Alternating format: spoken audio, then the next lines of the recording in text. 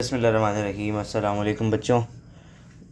हम लोग इंटीग्रेशन पढ़ रहे थे जिसके अंदर हम लोगों ने काफ़ी सारी बातें कर ली हैं। हमने बेसिक इंटीग्रेशन देख ली, हमने ब्रैकेट इंटीग्रेशन देख ली, और जो हमने 4 टाइप्स बोली थी क्वेश्चंस में उसमें हमने एरिया को थोड़ा डिस्कस कर लिया।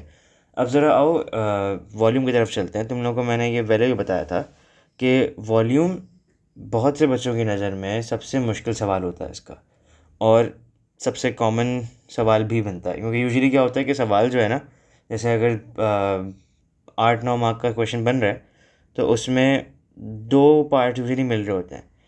या तो वो एरिया और वॉल्यूम का सवाल पूछ रहा था कि एक पार्ट में उसने एरिया का क्वेश्चन कर लिया, दूसरे पार्ट में उसने उसी चीज़ का वॉल्यूम निकलवा लिया, या फिर वो एरिया को निकलवाता है और उसके साथ फिर रिवर्स वर्किंग का क्वेश्चन देता है, या फिर वॉल्यूम का पार्ट दे दिया और रिवर्स वर्किंग का पार्ट दे दिया। तो यूजुअली ये क्वेश्चन जो है ना आपस में, अगर प्योर इंटीग्रेशन का क्वेश्चन है तो वो ऐसे आ रहा होता है। अब ज़रा पहले समझते हैं कि वॉल्यूम में कहानी चल क्या रही है। अच्छा, अब इससे पहले कि मैं तुम लोगों को वॉल्यूम को थोड़ा एक्सप्लेन करूं, पहले ज़रा कुछ डायग्राम्स देखते हैं। आओ। अच्छा देखो, ये मेरे सामने एक ग्राफ बना हुआ है। इसको हम एक 2D ग्राफ कहेंगे क्योंकि अभी हमारे पास सिर्फ 2 डायमेंशन है इसमें, एक एक्स एक्सिस है और एक वाई एक्सिस है। इस पर तुम्हें ये एक लाइन दिख रही है AB। अब मैं तुमको ये कह सकता हूँ कि ये ग्राफ जो है असल में 2D नहीं 3D है। इसका एक थर्ड डायमेंशन है जो तुम लोगों को अभी विजिबल नहीं है क्योंकि तुम इसको 2D में देख रहे हो। लेकिन अगर मैं इसको थोड़ा तुम्हारे लिए विजिबल करूँ ना, तो ये देखो, असल में ऐसा ये एक ग्राफ है जिस पे तुम्हारे पास ये एक 3D लाइन बनी हुई है। ये बात समझ में आ रही है? अब वॉल्यूम के केस में हो क्या रहा है कि तुम लोगों को देखो ग्राफ दिखता है ऐसे वहाँ पे। हम ऑब्वियसली पेपर में पढ़ रहे हैं तो हम लोगों को 2D शेप दिखना ही है, तो तुम लोगों को इसकी मूवमेंट ऐसे दिख रही होती है कि ये ऐसे घूम रहा है, ऐसे घूम रहा है, ऐसे घूम रहा है। तो तुम लोगों को टेक्निकली दिख रहा है कि यार ये अप डाउन जा रही है लाइन। दरअसल ऐसा नहीं है। असल में हो क्या रहा है, ये जो लाइन, अगर तुम इसको अपने ग्राफ पे देखोगे ना ऐसे, तो ये नीचे जाती है, फिर साइड पे घूमती है, फिर ऊपर आती है, बेसिकली रोटेट कर रही है इसके अराउंड। जिसका अगर मैं एक पूरा व्यू पॉइंट निकालूँ ना, तो ये देखो, ये देखो, ये मेरे पास आ गई इसकी पूरी रोटेशन। कि जब मैं इस लाइन को रोटेट करना शुरू करूँगा तो ये मेरे पास एक पॉइंट पे यहाँ से जाएगा, घूमना शुरू होगा, रोटेट करेगा, इसको पूरा पूरा घूमेगा ऐसे। ये बात समझ में आ रही है? 2D पे तुम्हें ये ऐसा नहीं दिख रहा होगा। 2D पे तुम्हें ये ऐसे दिख रहा होगा कि ये अप डाउन मोशन चल रहा है इसका। दरअसल गेम क्या हो रहा होगा कि ये ऐसे जाएगा, इस एक्सिस के नीचे से क्रॉस करता है, वापस आ रहा होगा, जो कि तुम लोगों को इसमें एज ए 3D मॉडल तुम लोगों को ये पूरी रोटेशन ऐसे दिखेगी। But as a 2D model ये आपको सिर्फ एक स्ट्रेट लाइन दिख रही होगी ऐसे। तो क्वेश्चंस में भी ऐसे ही तुम्हें दिमाग में रखना है कि वो तुम्हें दिखाएगा ऐसी मूवमेंट कि जहाँ पे तुम्हें शायद शेप कुछ ऐसा दिख रहा हो कि शेडेड रीजन तुम्हारा ये बन रहा होगा वॉल्यूम का टोटल। लेकिन दरअसल में उसके पीछे एक पूरा 3D डायमेंशन भी होगा, जो कि जैसे इस केस में अगर क्योंकि सिर्फ एक स्ट्रेट लाइन है ना, तो ये हमारे पास एक कोन बना रहा होगा। समझ रहे हो इस बात को तुम लोग? पॉज करके ज़रा इसको थोड़ा गौर से समझना। ये थोड़ा एक डिफ़िकल्ट कॉन्सेप्ट है, एक नई चीज़ है तुम लोगों के लिए, तो मुश्किल लग रहा है तो कोई मसला नहीं है, पहली पहली बार समझ रहे हो। क्वेश्चंस इसके 10 गुना ज़्यादा आसान है एज़ कम्पेयर टू इसका कॉन्सेप्ट अगर समझ में आ जाए तो क्वेश्चन कहीं तंग नहीं करेगा। ये चीज़ बार बार देख लेना वीडियो, भले यहाँ पर अगर मुश्किल लग रहा हो पॉज करके वापस पीछे जाओ, वापस जाके सुनो मैंने क्या बोला था। जब तक ये चीज़ क्लियर ना हो तब तक आगे मत बढ़ना, ठीक है? अब ज़रा हम इसके कुछ क्वेश्चंस देखते हैं। ज़रा पहले देखते हैं कि कहानी चल क्या रही है। ठीक है, तो मैंने इन पिक्चर्स को यहाँ भी लगा दिया ताकि तुम लोगों को ये रिकॉल हो जाए। अब ज़रा देखो कहानी क्या होगी। तुम लोगों को ऐसे ही जो है ना, कोई एक लाइन या कोई कर्व तुम लोगों को एक्सेस पे बना के दिया हुआ होगा। अब तुम्हें ये बात समझ में आ गई है कि इसकी जो रोटेशन होनी है ना, वो ऐसे होना है कि इसने यहाँ से घूमते हुए ऐसे आ जाना है। ये इसकी कंप्लीट रोटेशन कहलाएगी। अब ये रोटेशन असल में जो है ना, 2 तरीक़ों से हो सकती है। या तो ये लाइन तुम्हारी ऐसे घूमेगी, इसकी रोटेशंस तुम्हारे पास यूँ घूमती जाएंगी, या फिर यूँ घूमती जाएंगी, जिसको मैं यहाँ पे चलो ब्लू से दिखा देता हूँ कि ये ऐसे पूरा घूमते हुए यूँ आ जाएगा। मेरे को थोड़ा और सही कर लूँ इसको, ये लो भाई, ऐसे घूम रहा होगा। तो अब इन दोनों रोटेशंस के जो है ना दो अलग अलग नाम है। यहाँ तुम अगर देखो तो ये लाइन तुम्हारी, जैसे इस केस में भी ये एक्स एक्सिस के अराउंड रिवॉल्व कर रही है, तो इसको हम कहते हैं हमारी rotation around the x axis. जबकि जो ब्लू में है उसको हम कहेंगे हमारी rotation around the Y axis. Clear है ये बात? अब क्वेश्चन कैसे आएगा, बहुत आसान है, सिर्फ कुछ स्टेप्स हैं तुम्हें समझना है।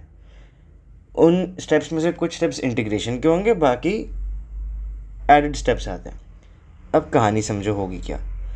अगर तो हमारा क्वेश्चन कहता है rotation about the x axis, तो सबसे पहला स्टेप ये होगा डिपेंडिंग ऑन द इक्वेशन। जैसे फॉर एग्जांपल अगर इक्वेशन ऐसी है कुछ 3y + 2x = 5, अभी यहाँ पे y सब्जेक्ट नहीं है, तो अगर हमारे पास rotation around the x axis है, तो सबसे पहला काम ये करना है कि हम लोगों को y को सब्जेक्ट बनाना है। जब y को सब्जेक्ट बना लिया ना, तो हम लोग ने फिर दोनों साइड्स पे स्क्वायर लगा देना है, होल स्क्वायर कर देना है बोथ साइड्स को। ये करने के बाद हम यूजुअली इक्वेशन को लेफ़्ट साइड पे y लेफ्ट साइड पे लिखते हैं, पूरी इक्वेशन राइट साइड पे। तो मैंने कह दिया कि तीसरा स्टेप ये होगा कि हमने इंटीग्रेट कर देना है राइट साइड को। जैसे इंटीग्रेशन करते हो जो आती है एज इट इज़ इंटीग्रेशन वहाँ अप्लाई कर दो। उसको अप्लाई करने के बाद आपकी कुछ लिमिट्स होंगी। जैसे फॉर एग्जांपल इसके अंदर भी हमारे पास ये 0 पे स्टार्ट हो रहा था और यहाँ किसी वैल्यू पर आ रहा होगा, लेट्स से कि 7 पे आ रहा है, तो 0 और 7 मेरी लिमिट्स होंगी। मुझे इंटीग्रेशन करने के बाद वो लिमिट्स अप्लाई कर देनी है। लिमिट्स अप्लाई करने के बाद मेरे पास एक कांस्टेंट वैल्यू आ रही होगी, जो कि मेरा आंसर ऑलमोस्ट बन चुका है। आखिरी स्टेप मुझे सिर्फ ये करना है कि मुझे उस वैल्यू में पाई को मल्टीप्लाई करना है। मल्टीप्लाई करके शो कर दिया तो ये मेरा काम कंप्लीट हो जाएगा। ये मेरी वॉल्यूम आ जाएगी for the rotation around the x axis. ये बात समझ में आती है? अब देखो, अगर rotation around the Y axis होगा तो क्या कहानी बनती है। तो यार सीन कुछ ऐसा होगा। सबसे पहला काम ये करना है कि हम लोगों को एक्स को सब्जेक्ट बनाना है। उसके बाद पहले की तरह हम लोगों ने बोथ साइड्स को स्क्वायर करना है और हमने अपनी राइट साइड को इंटीग्रेट कर देना है। इंटीग्रेशन करने के बाद हमने उस पर लिमिट्स अप्लाई करनी है, फिर हमने लास्टली मल्टीप्लाई बाय पाई करना है। तो मैं गौर से देखो, दोनों के अंदर सिर्फ ये पहले स्टेप का फ़र्क है। Rotation around the x axis है तो हम लोगों को वाई सब्जेक्ट बनाना है, rotation around the y axis है तो हम लोगों को एक्स को सब्जेक्ट बनाना है। काम सेम हो रहा है, यही बात लिखी हुई है। अगर अबाउट एक्स एक्सिस बोले तो वाई सब्जेक्ट है तो एक्स के कोऑर्डिनेट्स की लिमिट लोगे। अगर अबाउट वाई एक्सिस बोले तो एक्स सब्जेक्ट है तो वाई कोऑर्डिनेट की लिमिट्स लोगे। ये दिमाग में रखना, सही है। अब तुम लोगों को मैं कुछ क्वेश्चंस करके दिखा रहा हूँ इसके। पहला सवाल मैं करवा रहा हूँ, कोशिश करो कि जैसे जैसे मैं करता जाऊँ वीडियो पॉज करो, हर स्टेप को समझो, उसी वक्त रोक कर समझो और साथ साथ कॉपी करो, ताकि तुम लोगों को समझ में आए कि क्वेश्चन में हो क्या रहा है। सिर्फ बैठ के देखोगे ना, उससे क्वेश्चन समझ तो आ जाएगा अभी के लिए, लेकिन 5 मिनट बाद तुमसे फिर कोई पूछेगा, तुम ब्लैंक हो गए, सवाल सॉल्व नहीं हो पाएगा। तो ये साथ साथ सॉल्व करना है मेरे, और समझते जाना है इसको। अब देखो ये क्वेश्चन कहता क्या है। यदि तुम्हें कह रहा है कि the diagram shows the curve y = 3x to the power 1/4. The shaded region is bounded by the curve, the x-axis and the lines x = 1 and x = 4. तो मेरे पास ये कर्व, x एक्सिस और ये दो बाउंड्रीज आ गई जो लिमिट्स हमारी हैं, जो इस शेप को बना रही हैं। तो इससे पता लग गया कि ये 1 और ये 4 हमारी लिमिट्स हैं। अपर और लोअर लिमिट हमें मिल गई, जो लिमिट्स हमें अप्लाई करनी होगी इंटीग्रेशन के बाद। अब तो मैं कह रहा है कि find the volume of the solid obtained when the shaded region is rotated completely about the x axis, giving your answer in terms of pi. Rotated completely का मतलब है कि हमें इसको एंड में मल्टीप्लाई बाय पाई करना है। अगर इसने हाफ रोटेशन बोली थी तो हम लोग मल्टीप्लाई बाय पाई बाय 2 कर रहे होते हैं। And so on. ये बात समझ में आती है। वैसे तो क्वेश्चन कभी ऐसा पूछता नहीं है कि रोटेटेड कम्प्लीटली के अलावा कुछ पूछे, लेकिन तुम लोग तैयार होने चाहिए अगर वो उसका दिमाग से अटक जाए कुछ भी पूछे। अब देखो सवाल में होगा क्या। सबसे पहला स्टेप हमारा क्या था, हम ये देख रहे हैं कि rotation about the x axis है। तो ज़रा इसको ना अभी के लिए कॉपी कर लेते हैं ताकि हम लोगों को याद रहे कि स्टेप्स हमें अप्लाई करने। छोटा कर लेते हैं। ये देखो पहला स्टेप क्या कह रहा है। पहला स्टेप कहता है कि मेक वाई द सब्जेक्ट। तो मेरे पास इक्वेशन है वाई इक्वल्स टू 3x⁴। ये पहला स्टेप तो ऑलरेडी डन है, मुझे कुछ करने की ज़रूरत है नहीं। दूसरा स्टेप कहता है स्क्वायर बोथ साइड्स। तो मैं ये करूँ तो मेरे पास इक्वेशन कुछ ऐसी बनती है, जिस पे अब अगर मैं सिंप्लीफिकेशन करूँ तो y² इक्वल्स टू 9x⁻½ ये आ जाएगा, क्योंकि स्क्वायर है, ये x पे भी लग रहा है और ये 3 पे भी लग रहा है। क्लियर है। सेकंड स्टेप भी हमारा कंप्लीट हो गया, और इसको साथ साथ लेके चलें। तीसरा स्टेप क्या कहता है। तीसरा स्टेप कहता है कि इंटीग्रेट द राइट साइड। अब इंटीग्रेट द राइट साइड इसने क्या दिया ना हमें, तो अब मैं यहाँ पे इंटीग्रेशन शो करने के लिए सबसे पहले तो अपने इंटीग्रल बार और dx को ले आऊँगा ताकि मैं एग्जामिनर को इंडिकेट कर सकूँ कि यार मैं इंटीग्रेशन शुरू करने वाला हूँ। अब क्योंकि मुझे लिमिट्स भी अप्लाई करनी है, क्योंकि ये डेफिनेट इंटीग्रेशन है, तो मैं अपनी लिमिट्स भी लिख देता हूँ 4 और 1। सही है। अब हम इंटीग्रेशन स्टार्ट करते हैं। जैसे ही मैं इंटीग्रेशन स्टार्ट करूँगा तो मैं अपना ये इंटीग्रल बार और ये dx को रिमूव करूँगा। मेरी पावर +1 हो जाएगी, जो कि 1/2 + 1 3/2 बनता है, और मैं पावर को डिवाइड भी कर दूँगा। और जब भी मैं इन इंटीग्रल बार को और इस dx को रिमूव करूँगा, और क्योंकि डेफिनेट इंटीग्रेशन है तो मैं अपनी जो लिमिट्स हैं उनको यहाँ लिख लूँगा ताकि मैं भूल ना जाऊँ कि मुझे लिमिट्स भी अप्लाई करना है। और तो और मैं अपने y² की जगह अब v लिखना शुरू कर दूँगा। ये चाहो तो ये v तुम बिल्कुल एंड में लिख लो, फ़र्क नहीं पड़ेगा, दोनों चीज़ें सही हैं। अब थोड़ा सिंप्लीफाई भी कर लेते हैं इसको यार, ताकि हमारे लिए ज़िंदगी आसान हो। तो वॉल्यूम मेरे पास कैसे आएगा, वॉल्यूम आएगा मेरे पास 9 से 3 कटेगा, पीछे ऊपर 3 रह जाएगा मेरे पास, और ये 2 भी जो नीचे है वो ऊपर चला जाएगा। तो ये मेरे पास सिंप्लीफाई होके बनेगा 6x⁻3/2, जिसमें मुझे लिमिट्स लगानी है 4 और 1। क्लियर है यहाँ तक बात। अब मैं अपनी लिमिट्स अप्लाई करता हूँ, तो मेरे पास वॉल्यूम आ जाएगी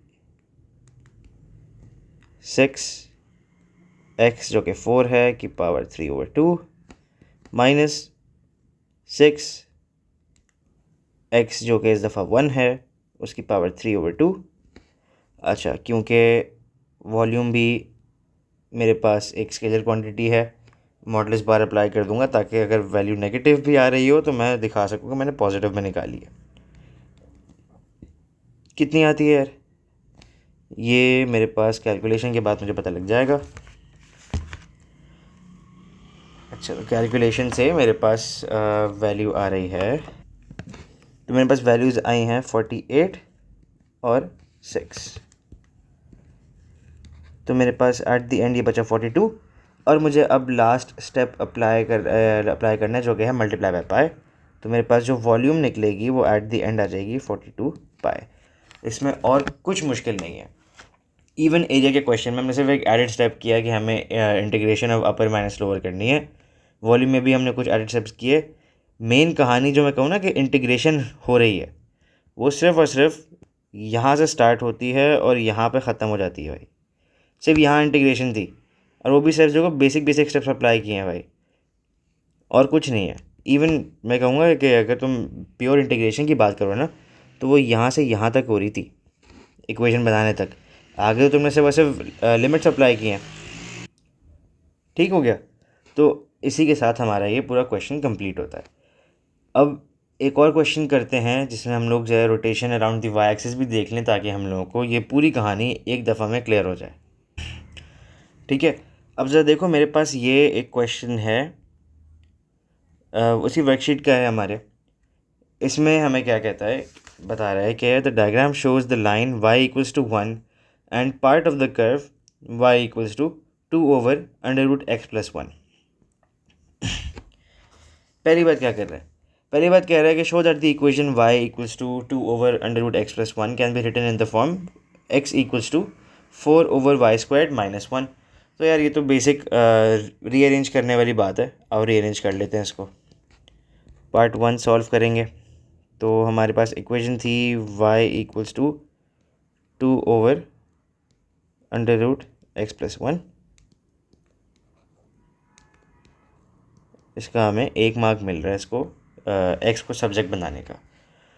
आ जाओ भाई, x को सब्जेक्ट बनाओगे तो सबसे पहले हम लोग y इंटू x+1 की पावर हाफ कर लेते हैं इक्वल्स टू 2।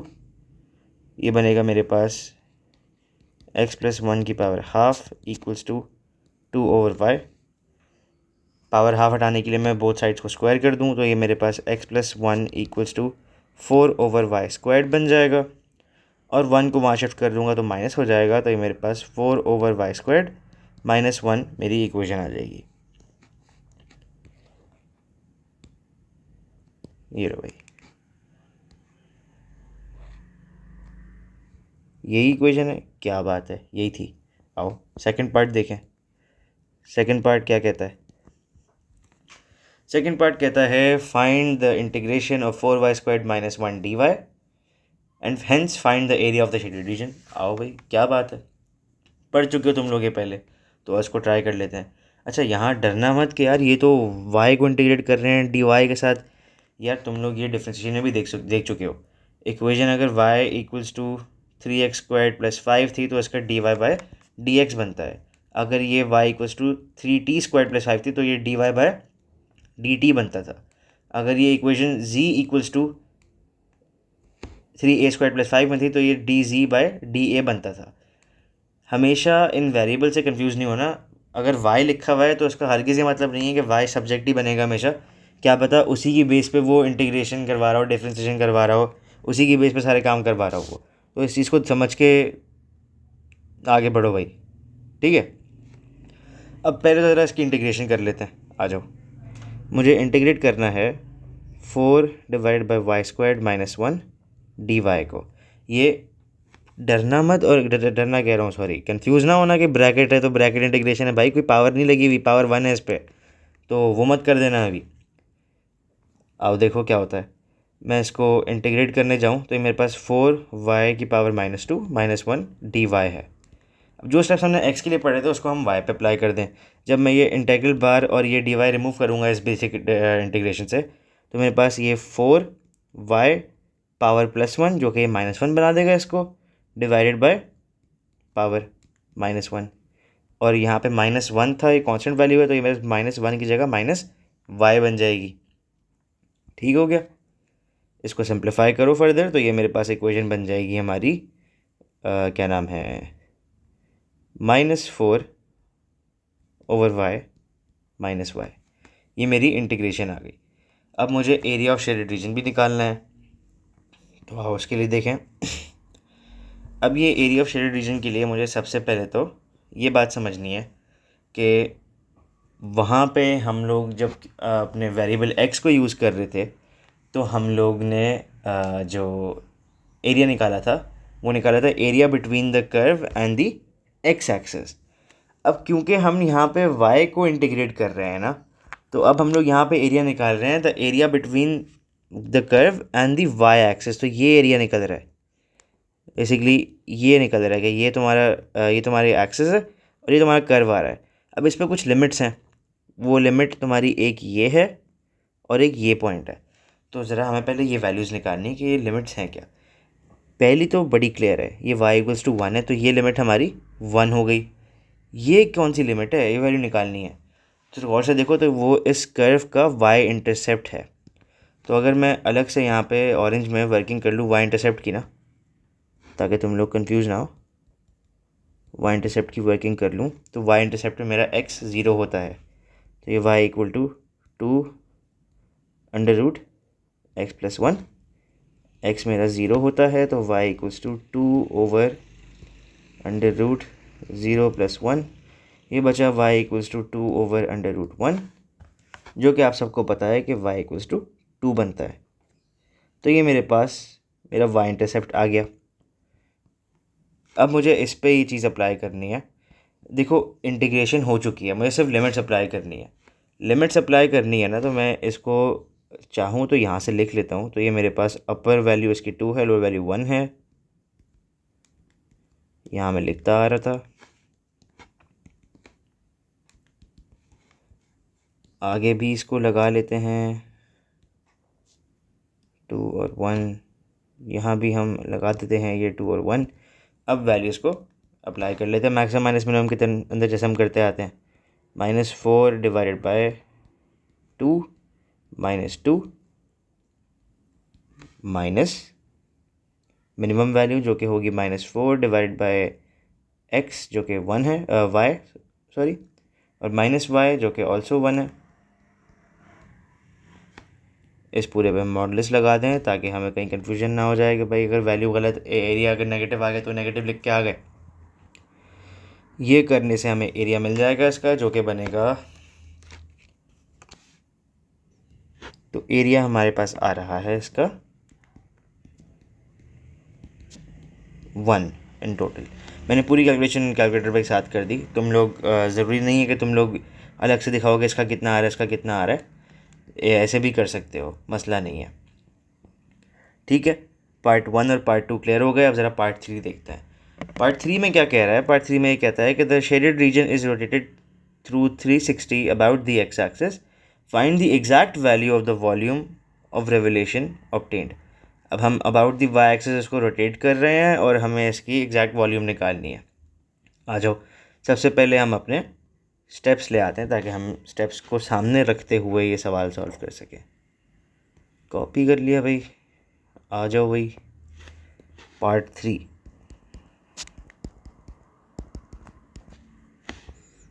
स्टेप्स को यहाँ पे लिख लेते हैं छोटा सा, ताकि हमें याद रहे कि हम क्या काम कर रहे हैं।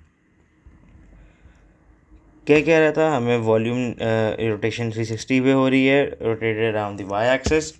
हमें वॉल्यूम की वैल्यू निकालनी है।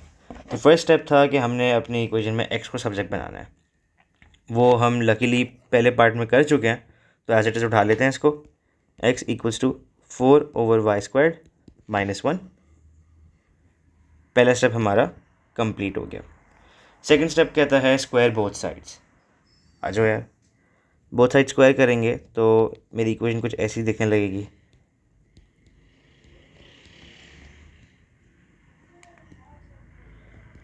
सही है, आगे चलो। तो कहता है इंटीग्रेट द राइट साइड। मेरे पास इंटीग्रल बाहर आ गया, 4/y² -1 होल स्क्वायर्ड dx। अब यहाँ पे तुम्हें इंटीग्रेशन स्टार्ट करनी है। याद करो, ये मेरे ख्याल से पार्ट जे था जो हम लोग ब्रैकेट डिफरेंशिएशन की प्रैक्टिस कर रहे थे। ये देखने में तो ब्रैकेट डिफरेंशिएशन लग रही है, लेकिन तुम इसका डिफरेंशियल निकालोगे वो बहुत बड़ा अजीब व गरीब आएगा, और वो तुम बाहर वेरिएबल शो कर सकते नहीं हो। तो इसलिए हम लोग ने इसको पहले a-b² से ओपन करना है, फिर हमने इसकी इंटीग्रेशन करनी है। तो आओ इसको पहले ज़रा स्टार्ट करें। पहले इसको एक्सपैंड करते हैं, उसके बाद हम इसको इंटीग्रेट कर लेंगे। तो ये मेरे पास एक्सपैंड करने के बाद जो है ना, वैल्यू बनेगी a² जो कि आएगी 16 डिवाइडेड बाय y⁴ -2ab जो कि मेरा हो जाएगा 2 × 4 8। तो ये 8/y² माइनस प्लस b² जो कि 1 है। तो ये मेरे पास अब पूरी इक्वेशन आ गई। इसको भी हम एक और काम कर सकते हैं कि वेरिएबल को अपने न्यूमरेटर में लिख लेते हैं।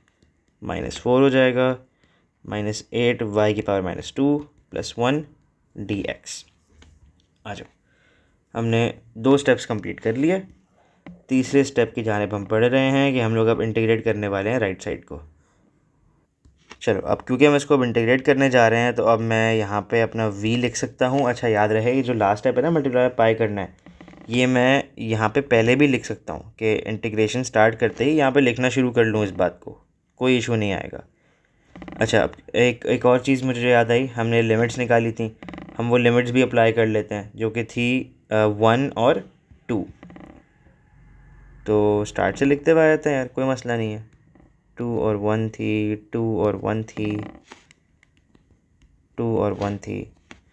तो यहाँ पे अब इसको इंटीग्रेट करने के बाद मेरे पास जो वैल्यूज़ बचेंगी वो बचेंगी 16 y की पावर -3 +1 होता है बेटा, याद रखना, डिवाइड बाई -3 -8 y की power -1 divided by -1 plus y, क्योंकि हम इन टर्म्स ऑफ y कर रहे हैं तो ये x की जगह y बनेगा, याद रखो। और प्लस सी नहीं लगाएंगे क्योंकि डेफिनेट इंटीग्रेशन है। ठीक हो गया, इंटीग्रेट कर दिया हमने। अब हमें लिमिट्स अप्लाई करनी है। और लिमिट्स अप्लाई करें तो ये बनता है मेरे पास v की वैल्यू आ जाएगी पाई मल्टीप्लाइड बाय, अच्छा एक और बात, यहाँ पे तुम इसको सिंप्लीफाई करके सॉल्व करना चाहो कि पहले सिंप्लीफाई कर लो, ये प्लस ले आओ, कर सकते हो, बिल्कुल कर सकते हो। और अगर लग रहा है कि यार वो ख्वारी है, कौन करे, कैलकुलेटर में यही डालना है, ऐसे ही डाल दूंगा, मसला नहीं है, तो ऐसे ही डाल लो कैलकुलेटर पर और सॉल्व कर लो, कोई मसला नहीं है। इसकी सिंप्लीफिकेशन का मार्क नहीं है तो तुम उसको छोड़ सकते हो। तुम चाहो अपनी ईज़ ऑफ एक्सेस के लिए तुम इसको सिंप्लीफाई करके लिखो फिर कैलकुलेटर में डालो, या अगर तुम्हें इजी लगता है कि तुम एज इट इज़ इसको डालना चाहो तो एज इट इज़ कैलकुलेटर में डाल दो। दोनों पे कोई इशू नहीं आएगा, तुम्हारे ओवरऑल मार्क्स पे कोई इफ़ेक्ट नहीं पड़ेगा इससे। आओ हम इसको एज इट इज़ लिख लेते हैं, क्योंकि लास्ट क्वेश्चन में मैंने इसको मेरे ख्याल से सिंप्लीफाई किया था ना, मैंने सिंप्लीफाई किया था, तो इसलिए हम लोग इस दफ़ा उल्टा काम कर लेते हैं ताकि तुम लोग को दिख जाए कि दोनों तरीके कर सकते हो, कोई इशू नहीं है। तो होगा क्या, ये हो जाएगा 16 y की जगह पे 2 लगेगा की पावर -3 डिवाइडेड बाय -3 -8 y की जगह 2 लगेगा -1 पावर है डिवाइड बाई -1 प्लस y की जगह 2, इस पूरे से माइनस करेंगे ये सारी वैल्यूज़ 1 के साथ। इसको थोड़ा नीचे ले आओगी, आओ, तो ये आ जाएगा मेरे पास 16 y की जगह 1 की पावर -3 डिवाइड बाई -3 -8 y की जगह 1 उसकी power -1 divide by -1 plus y की जगह अगेन 1। अच्छा ये हो गया। अब जरा इसको सिंप्लीफाई करो, मॉडुलस लगा लो, दिखा दो उसको कि यार ये भी किया मैंने, खुश हो जाएगा वो।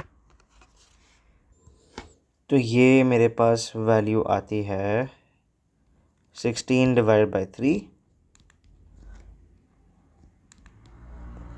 और दूसरी तरफ मेरे पास वैल्यू आती है, दूसरी तरफ वैल्यू बनती है हमारे पास 11 डिवाइडेड बाई 3। इस पूरे में हमने अभी पाई भी मल्टीप्लाई करना है।